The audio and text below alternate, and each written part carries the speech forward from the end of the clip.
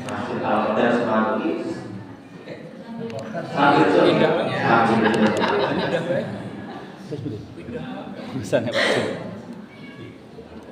dengan hujan yang gerimis mengikut, mungkin kita rasa syukur kepada Allah Subhanahu wa Ta'ala. Karena sesungguhnya syukur itu ketika betul-betul kita lakukan, maka insya Allah Allah akan menambahkan nikmat itu kepada kita. Amin. Contoh bukti nikmat esok-esok ini pun asal teh wonten jahe, terus lihat oleh snack, oleh akhir oleh durpres.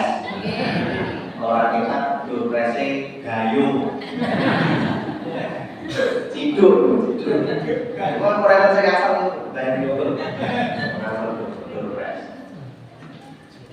Yang kedua tentu sholawat serta salam, semoga selalu senantiasa terlimpah curahkan pada nabi kita, uswah hasanah Nabi Muhammad Sallallahu Alaihi Wasallam, beserta para keluarganya, para sahabat-sahabatnya, para tabi'in, tabi'in, dan tentu orang-orang sholih yang selalu senantiasa mengikuti sunnah-sunnah hingga akhir zaman.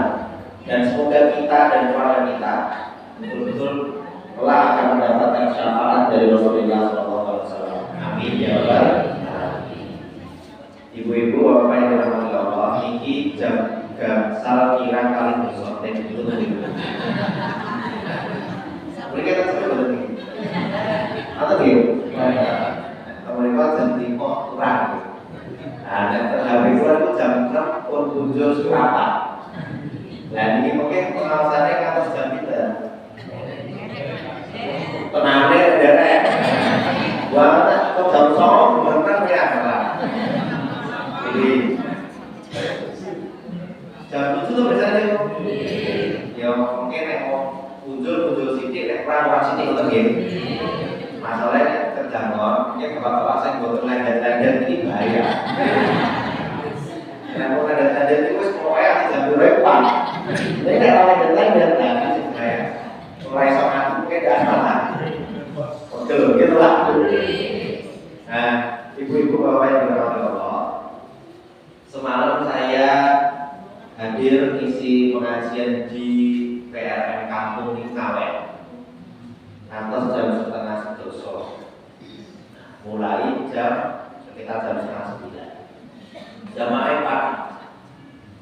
Ternyata Muhammadiyah itu atau warga Gunung Kidul itu pada umumnya senang ngaji. Bukti nih, dalu-dalu itu saking belum gambar itu 2 mobil Pak. Gue nek rasa ngaji ra mungkin. Jadi kan limon, nek rasa ngaji ra mungkin udah ngeten iki nek omah. Gitu. Nek gak seneng ngaji, alhamdulillah. Mbok udane ora mau bersih, tetep nek alhamdulillah iki oleh panggon papat ning jero masjid. Nek boten jero masjid pinter-pinter sambung ngaji napa boten? Ayo. Tergantung cuaca. Nah, berarti ini bukti bahwa semangat kita untuk ngaji itu besar. Nah, semoga ikhtiar untuk ibadah kita ini diridhoi oleh Allah Subhanahu wa Ta'ala. Amin. Yang berikutnya, Bapak yang dirahmati Allah, Nabi Muhammad Arif Darmawan. Nah, biasanya teman-teman itu panggil saya Mas Arda. Sing baliho sing kathah niku nate kula pasang foto kula. Karena waktu itu mau sempet nyalon wakil bupati. Jadi saat ini sing di mriki iki calon wakil bupati ini ora dadi. Calonnya ora dadi. Lagi calonnya ora dadi. Tapi paling tidak harus muncul di Gunung Kidul ini sosok muda sing wani. Nah, semoga nanti ikhtiar ke depan akan lebih baik lagi. Dan insya Allah tahun ini saya diselamatkan oleh Allah Subhanahu wa Ta'ala. Amin ya rabbal alamin. Kepada Allah. Nah, ini ngaji. kajian pagi hari ini, insya Allah saya akan sampaikan 3 ayat saja. Mergo 10 ayat, bukan rampung jam 9. Telung ayat mawon, mugi-mugi apa yang saya sampaikan akhirnya nanti kita mendapatkan ilmu baru, meningkatkan iman dan takwa kita, sehingga nanti menjadi bekal untuk kehidupan kita di kemudian. Oke. Ayat yang pertama saya ambil dari surat Ali Imran. Dan terus biasa sering salah itu surat Al Imran, dan itu salah.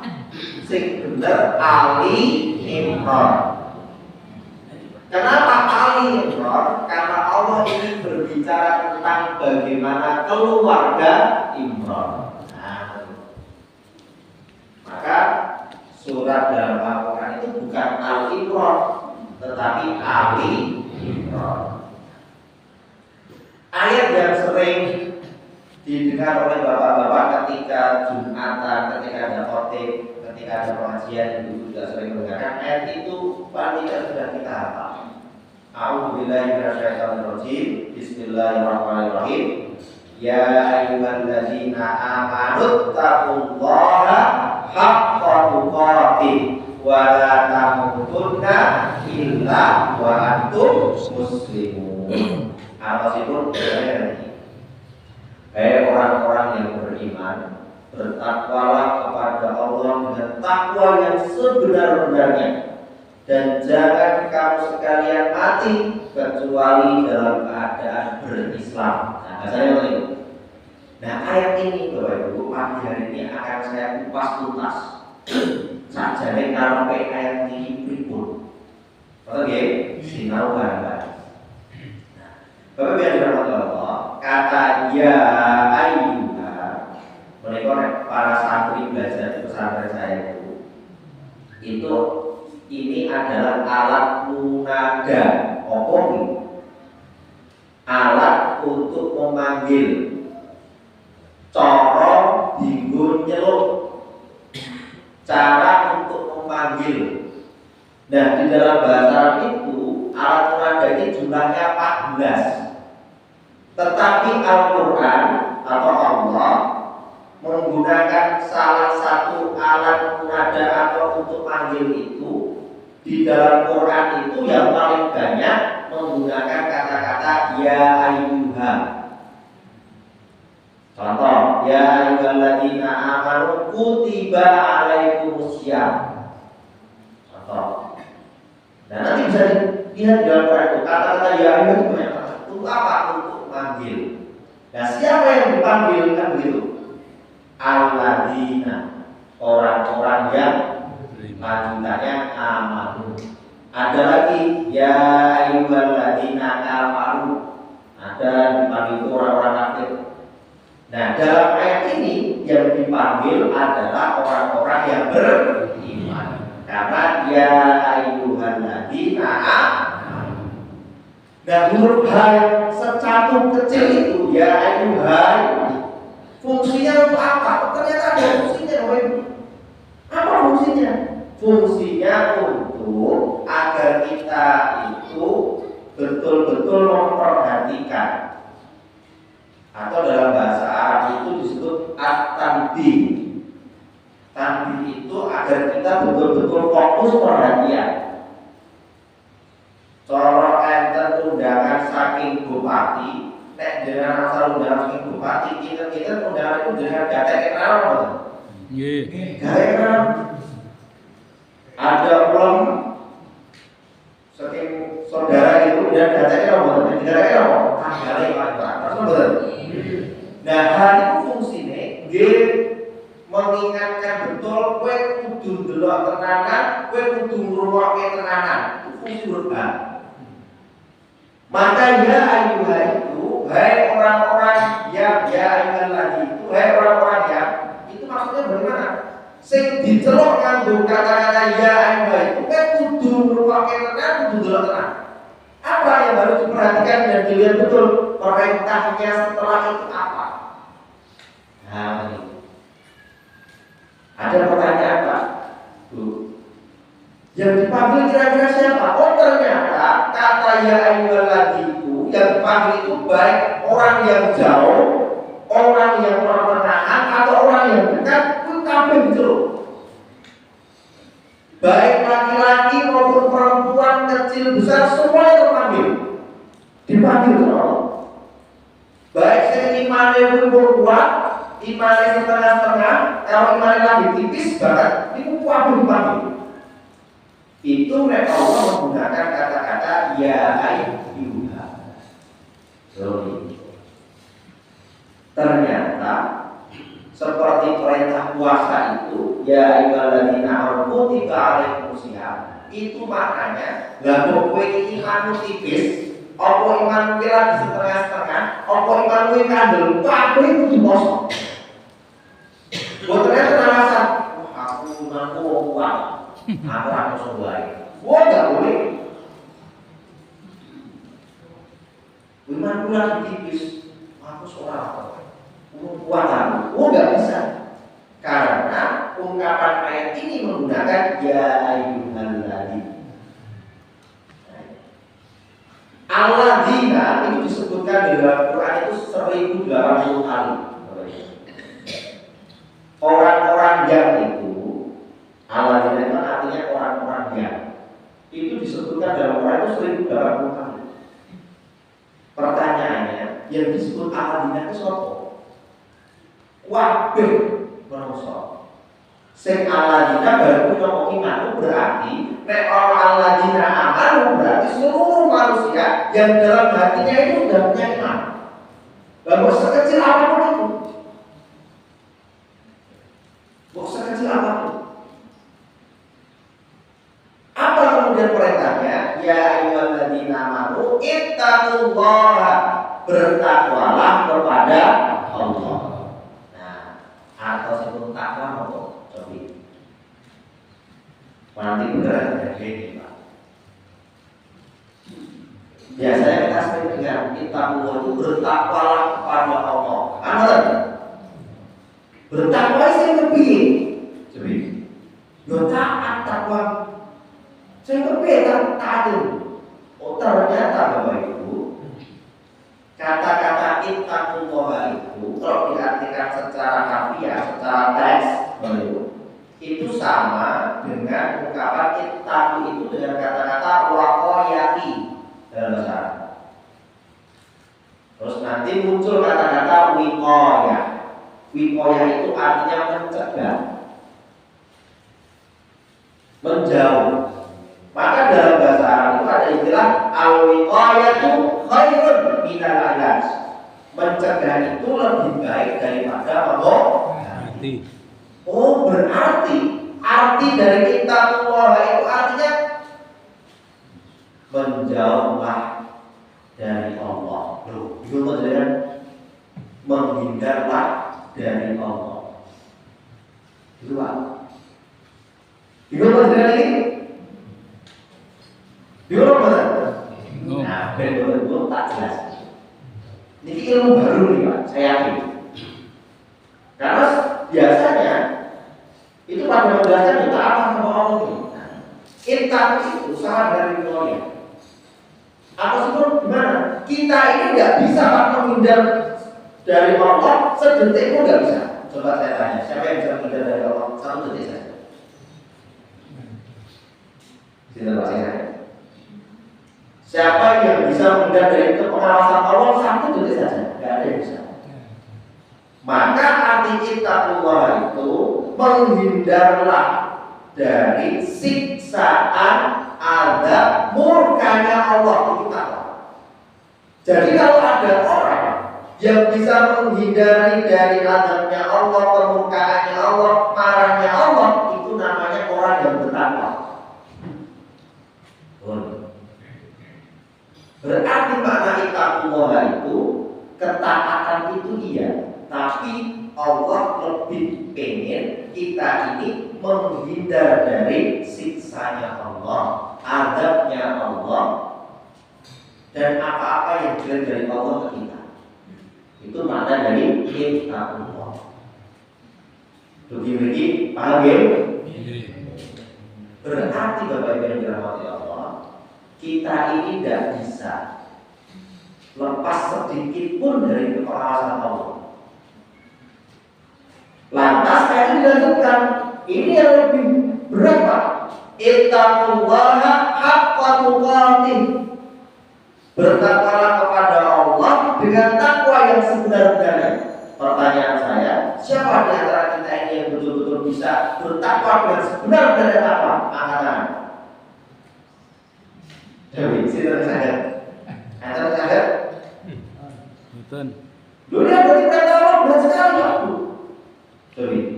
Padahal agama Islam ini tidak ingin memberatkan atau tidak ingin membebankan beban yang berat kepada umatnya. Maka kata-kata haqqa tuqatih itu kemudian dihapus. Kenapa kok dihapus? Karena pada saat itu ketika Rasul menyampaikan ayat ini, sahabat bertanya kepada Rasul dan protes kepada Rasul. Wahai Rasul, gimana cara kami untuk haqqa tuqatih itu?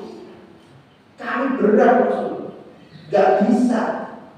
Maka kemudian turunlah ayat dalam surat At-Taghabun, fattaqullaha mastata'tum. Bertakwalah kepada Allah semampu kalian masing-masing. Nek ora wae ngremehke. Bertakwalah kepada Allah semampu kita. Contohnya berikut, Allah memberikan keringanan. Nek kamu itu sholat gak bisa berdiri, maka duduklah. Betul? Nek orang iso duduk, ya berbaring atau tidur. Terus gitu? Kan kita sholat itu ngaduk Pak, mendirikan sholat. Nek orang iso tenang, apa yang berikut sholat? Agama kita tidak seperti itu. Ternyata boleh. Bahkan sholat kalau nggak bisa dengan tidur, dia gerakan tangan kaki, nggak bisa, maka hanya kedip-kedipkan mata, memberikan isyarat bahwa kedip pertama Allahu Akbar. Jadi itu boleh dengan isyarat. Itu maknanya apa? Agama kita ini adalah agama yang memudahkan kita untuk taat kepada Allah. Contoh ini, Allahu Akbar, Allahu Akbar. Wajib nomor tetap izin stay di rumah. Ya,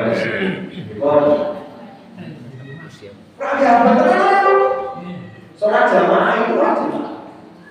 Tapi ada keringanan ketika ada kegiatan perjalanan di jamaah itu orang ngomong, nek ojo ngerti, nek kowe iso jamaah, kudu jamaah. Maksudnya begitu. Yo. Wong ngaji wajib. Oh ternyata udah, terus pokoknya iso sing baik, tetep dimakan. Iku masalah waktu sekemampuan kita. Nek aku rasa itu emang bener sekolahnya memang ngomong. Nah itu berarti belum masalah waktu. Belum sekemampuan kita. Nah jadi beragama itu yang orang-orang ini yang butuh tenanan. Itulah makna haqqa tuqatih. Paham ya?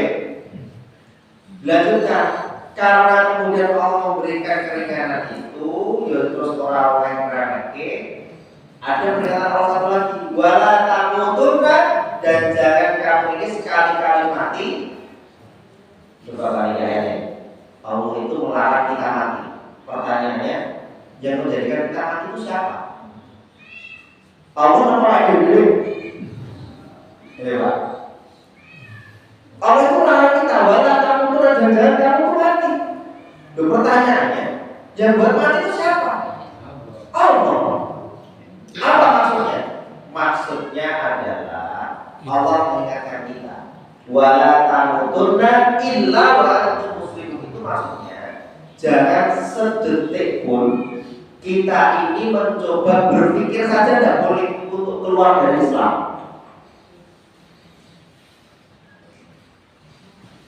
Keluar dari Islam sejenak itu saja tidak boleh. Kenapa? Karena bisa jadi ketika kamu berpikir untuk keluar dari Islam itu, malaikat maut datang. Maka tidak boleh. Dalam hidup kita ini jangan sampai sedetik pun berpikir untuk keluar dari yang namanya ad-din al-Islam, agama Islam kita ini. Islam ini, agama Islam inilah yang akan menyelamatkan kita, bukan yang lain. Berarti Allah itu menasihati kita, menasihati kita agar apa? Agar apa itu ojo kisan-kisan berpikir atau duwe keinginan metu saka Islam. Nah, apa arti dari muslimun? Selama ini kita mendengar muslimun itu adalah orang yang berislam atau orang muslim, agama Islam. Dan ternyata kata-kata Islam itu terdiri dari bangunan 3 huruf. Huruf sin, huruf lam, sama huruf mim. Di dalam Quran ada 3 kata nanti Pak yang terbentuk dari 3 huruf ini. Sin, lam, sama mim. Yang pertama, kata-kata al-Islam. Ada tambahan alif lam, ada tambahan alif. Nanti menjadi kata-kata al-Islam. Islam itu apa? Islam itu adalah ad-din. Ad-din itu apa? Din itu adalah agama. Maka ungkapan Quran itu inna dina indallahil Islam. Berarti agama yang diridhoi oleh Allah itu ya hanya Islam, tidak ada agama yang lain. Sing benar-benar diridhoi Allah itu yang Islam. Lah Islam itu apa? Nah, kita tadi. Islam itu Bapak Ibu adalah pintu masuk. Tolong. Islam itu adalah pintu masuk. Nek awake dhewe mlebu Islam, asyhadu an la ilaha illallah wa asyhadu anna Muhammadar Rasulullah. Kalau sudah masuk ke pintu itu, maka ada konsekuensi yang harus kita lakukan atau kita jalani. Nek wis mlebu Islam, niku kudu ana sesuatu yang dikerjakan. Contohnya, nek wis Islam yo kudu sholat. Karena apa? Nek wis mlebu Islam itu ada konsekuensi yang harus dikerjakan. Nek wis mlebu Islam berarti bagi ibu-ibu dan bapak juga itu menutup aurat. Puasa Ramadan. Nek wis mencapai nisab yo kudu zakat 2,5%. Nek urung iso yo banyak sedekah, banyak infak. Yo belum ngaji barang. Itu konsekuensi kalau kita itu sudah masuk ke dalam ruangan atau pintu Islam. Kenapa terlalu? Berarti kalau tidak sholat, dia cuma masuk pintu saja, nih orang bakal ngerti jero Islam itu. Karena